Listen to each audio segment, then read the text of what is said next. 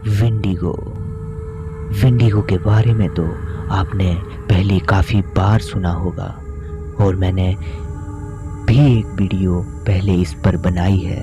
उम्मीद है आप लोगों को अच्छी लगी होगी। आज फिर एक बार मैं आप लोगों के लिए विंडिगो की स्टोरी लाया हूँ। विंडिगो के बारे में तो आप सबको पता ही होगा, लेकिन मैं फिर भी आप सबको बता दूं कि विंडिगो एक शापित प्राणी है।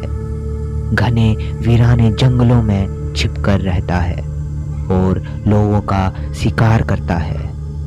विंडिगो की भूख कभी खत्म नहीं होती, इसीलिए वो इंसानों का शिकार करता है। कुछ एक्सपर्ट्स की माने तो विंडिगो इंसान से ही बनते हैं। कई लोगों का दावा है कि उन्होंने विंडिगो को देखा है और कई ऐसा भी दावा करते हैं कि उन्होंने विंडिगो को मारा है। और आपको एक बात बता दूं, विंडिगो को सिर्फ आग, चांदी से बने खंजर और गोली से ही मारा जा सकता है।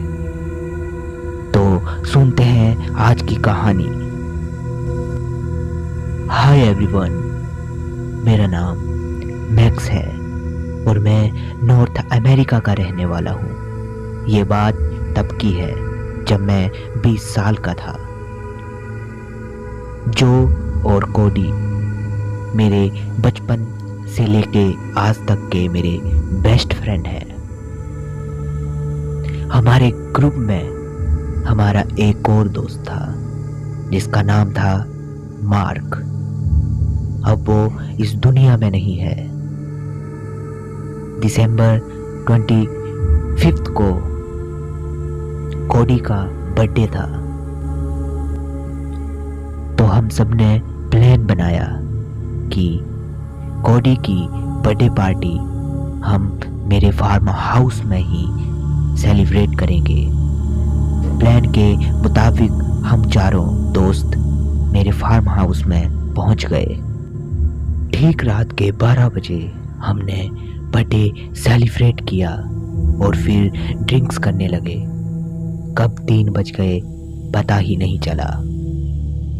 पर मजे की बात तो ये थी कि इतना ड्रिंक्स करने के बाद भी किसी को नींद नहीं आ रही थी। फिर हम चारों ने टीवी ऑन किया और एक हॉरर मूवी देखने लगे। पर अचानक वो चैनल अपने आप ही बंद हो गया। कुछ देर बाद मैंने अलमारी से एक बुक निकाली जो कि बहुत बड़ी थी। वो बुक विंडिगो के ऊपर थी। उस किताब को पढ़कर मैं सबको सुनाने लगा।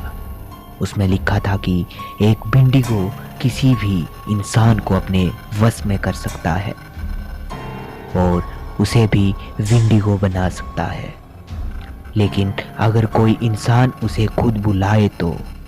फिर उसके नीचे लिखा था, कोई इंसान सुनसान जंगल या रात में कहीं किसी पेड़ के पास खड़ा होकर विंडिगो को बुलाएगा तो विंडिगो उसे जरूर पजेस करेगा और उस इंसान को कुछ ही दिनों में विंडिगो में बदल देगा। ये सुनते ही मार्क जोर जोर से हंसने लगा और कहा, ये ना तू अपने बच्चों को सुनाना जब तू पापा बन जाएगा। ये सुनते ही मुझे बहुत गुस्सा आया और मैंने कहा, हर चीज मजाक नहीं होती मार्क। मार्क ने कहा, मजाक नहीं तो ये क्या है? देखो सब मेरी तरफ, मैं आज प्रूफ कर दूंगा कि ये सब बकवास है और कुछ भी नहीं। मार्क तुरंत फार्म हाउस के बैकयार्ड में गया। हम भी उसके पीछे पीछे गए। मार्क झाड़ियों के बीच खड़ा हुआ और चिल्लाने लगा, विंडिगो, हे मिस्टर विंडिगो, वेयर आर यू? ऐसे चिल्लाने लगा। फिर कुछ देर बाद फिर से मार्क चिल्लाने लगा, मिस्टर विंडिगो, अगर तुम सच में हो तो मुझे पजेस करके दिखाओ। ये सब करने के बाद उसने मुझे कहा, देखा मैक्स, इतनी बार बुलाया, तुम्हारा मिस्टर विंडिगो तो आया ही नहीं, शायद डर गया होगा मुझसे। हा हा हा। इस सब के बाद हम चारों अपने अपने बिस्तर पे जाके सो गए। अगले दिन सुबह मेरी 10:30 बजे मेरी आँख खुली। जो और कोडी अभी भी सो रहे थे, बस मार्क अपने बिस्तरे पे नहीं था। मैंने कॉफ़ी बनाई और बाहर बालकनी पे जाके बैठ गया। तब कॉफ़ी पीते पीते जंगल की तरफ देख रहा था। तभी मेरी नज़र सहसा 50 मीटर दूर एक पेड़ पर पड़ी। उस पेड़ पर कोई इंसान दूसरी तरफ मुंह करके बड़े ही अजीब अंदाज में बैठा था। गौर से देखने के बाद पता चला कि वो कोई और नहीं बल्कि वो मार्क था। मैंने उसे बुलाया, मार्क, हे मार्क। फिर उसने पीछे पलटा और एक अजीब तरह से मुस्कुराया। फिर मैं भी उस पेड़ की ओर जाने लगा। जब मैं पेड़ के पास पहुंचा तो देखा मार्क बिना कपड़ों के उस पेड़ पर बैठा था और मुझे ये काफ़ी अजीब लगा। मैंने कहा, मार्क, ये क्या, इस हालत में यहाँ क्या कर रहे हो? मार्क ने कोई जवाब नहीं दिया और अचानक नीचे कूदा और बेहोश हो गया। मैंने कोडी और जो को भी बुलाया और सारी बात उन्हें बताई। पानी के छींटे मारने के बाद मार्क को होश आया। जब मैंने उसे सारी बात बताई तो मार्क ने कहा कि मुझे इस बारे में कुछ भी नहीं याद। फिर हम सब भी अपने अपने घर चले गए। अगले दिन कॉलेज में भी मार्क नहीं आया था। कोडी, जो और मैं बैठकर बातें कर रहे थे और मार्क के लिए परेशान थे। फिर अचानक जो ने कहा, तुम लोग मानो या ना मानो पर मार्क जरूर पजेस हो गया है। कोडी ने कहा, बंद कर अपनी फालतू की ये बकवास। फिर हम तीनों कॉलेज से सीधा मेरे फार्म हाउस में चले गए और वहाँ जो किताब हम रात को पढ़ रहे थे उसे मैं फिर से पढ़ने लगा। किताब पढ़ते ही हम तीनों चौंक गए। उसमें लिखा था, जब एक विंडिगो किसी को पजेस्ट करता है तो पहला सिम्टम ही ये होगा कि वो इंसान अक्सर बिना कपड़ों के ही रहेगा और हमेशा झाड़ियों और पेड़ों के आसपास ही रहेगा। ये सुनते ही कोडी ने कहा, क्या सच में मार्क पजेस हो गया है? मैंने कहा, पता नहीं क्या हो रहा है, चलो उसके घर चलते हैं। जब हम मार्क के घर पहुंचे तो मार्क की मॉम सोफे पर बैठकर रो रही थी। हमने पूछा, क्या हुआ आंटी? तो उन्होंने कहा, किचन की ओर देखो। जब हम किचन की ओर गए हम तीनों का तो खून ही जम गया। मार्क बिना कपड़ों के बिल्कुल नंगा होकर कच्चा मांस, मटन और फिश खा रहा था, एक जानवर की तरह। फिर जो को पता नहीं क्या सूझा, उसने एक डंडा लेकर मार्क के सिर में दे मारा और मार्क बेहोश होकर गिर गया। फिर हम तीनों मार्क को बाहर लाए, उसे कपड़े पहनाए और बेड पे सुला दिया। कुछ देर बाद मार्क को होश आया तो वो फूट फूट कर रोने लगा और कहा, शायद मैं विंडिगो बनने जा रहा हूँ। तो हम सब ने कहा, अरे वो सब कुछ बकवास था, उस किताब में जो भी था तुम ठीक हो जाओगे, चलो हॉस्पिटल चलते हैं, सब ठीक हो जाएगा। हम तीनों और मार्क की मोम मार्क को लेकर हॉस्पिटल पहुंचे। सारी बात हमने वहां के एक साइकाइट्रिस्ट को बताई तो उन्होंने कुछ टेस्ट किए और कहा माइनर ब्रेन इंजरी है, बस 2 दिन हॉस्पिटल में रहना पड़ेगा, उसके बाद सब ठीक हो जाएगा, डरने की कोई बात नहीं है। मार्क को हमने मेल वार्ड में एडमिट करवा दिया। डॉक्टर ने कुछ गोलियां दी मार्क को और अब मार्क काफ़ी अच्छा हो गया था।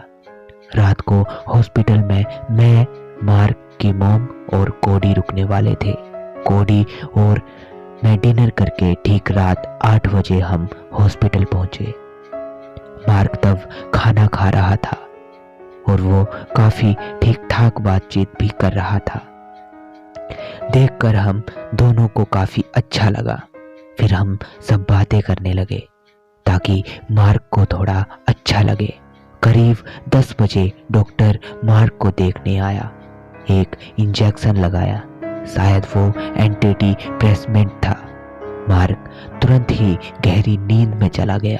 कुछ देर बाद मार्क की मॉम भी वहां नीचे लेट गई और मैं और कोडी कॉलेज की बातें करने लग गए और पता नहीं कब हमारी आंख लग गई, पता ही नहीं चला। रात को करीब 3:30 बजे मैं वॉशरूम जाने के लिए उठा। मार्क भी गहरी नींद में सो रहा था। सिर्फ मैं वॉशरूम गया। जब मैं वॉशरूम से बाहर निकला तो देखा मार्क अपने बेड से गायब था। मैंने उसे पुकारा, मार्क, मार्क, कहाँ हो? तो कोई जवाब नहीं आया। मैंने कोडी को भी उठाया, फिर मार्क की मॉम भी उठ गई। हम तीनों मार्क को ढूंढने लगे। उसे ढूंढते ढूंढते हम ऊपर वाले फ्लोर में पहुंच गए तो देखा लिफ्ट साइड के कमरे से कुछ अजीब आवाजें आ रही थी। जब हम उस कमरे के अंदर गए तो पता चला वो एक मॉर्ग है। वो आवाजें अभी भी अंदर से आ रही थी। जब हमने अंदर का दरवाजा खोला तो जो वहां का नजारा हमने देखा, ऊपर वाला दुश्मन को भी वो नजारा ना दिखाए। मार्क पूरा नंगा होकर वहां डेड बॉडीज को बड़े ही चाव से खा रहा था। जब हमारी नजर थोड़ी नीचे गई तो देखा मॉर्ग के वॉचमैन की कटी फटी लाश वहीं पड़ी थी। मार्क अब बहुत अलग दिख रहा था। सच बताऊं तो वो एक विंडिगो ही बनने जा रहा था। ये देखते ही मार्क की मॉम वहीं बेहोश हो गई। कोडी और मैं मार्क की मॉम को बाहर लेकर आए। फिर अचानक कांच टूटने की आवाज आई। जब हमने देखा तो मार्क खिड़की तोड़कर बाहर भाग गया था। कोडी मार्क को ढूंढने बाहर चला गया। मैंने हॉस्पिटल स्टाफ को सारी बात बताई और फिर मैं भी कोडी के पीछे गया मार्क को ढूंढने। हम दोनों मार्क को देख पा रहे थे। वो जंगल की ओर भागे जा रहा था। मार्क इतनी तेजी से भाग रहा था कि हम कार से भी उसका पीछा नहीं कर पा रहे थे। फिर अचानक जंगल के पास आते ही मार्क रुक गया और पीछे हमारी ओर पलटा और एक अजीब सी चीख मारकर अंधेरों में कहीं गायब हो गया। उस दिन से हमने मार्क को कभी नहीं देखा। और एक बात, मार्क की मॉम पागलों की तरह उसे ढूंढ रही थी और ढूंढते ढूंढते एक दिन उसी जंगल की तरफ चली गई। उस दिन के बाद उनका भी कोई अता पता नहीं मिला। सबसे अजीब बात तो ये थी, उस किताब में जैसा लिखा था मार्क की जिंदगी में भी बिल्कुल वैसा ही हो रहा था। खैर, इस बात को तो अब काफी साल गुजर गए हैं, पर हम तीनों आज भी मार्क को याद करते हैं। तो दोस्तों, ये थी आज की कहानी। अगर आपको हमारी कहानी अच्छी लगे तो लाइक, शेयर एंड कमेंट जरूर करें ताकि हम आपके लिए ऐसी ही सच्ची डरावनी कहानियां लेकर आए। हमारे चैनल को सब्सक्राइब भी जरूर करें। धन्यवाद।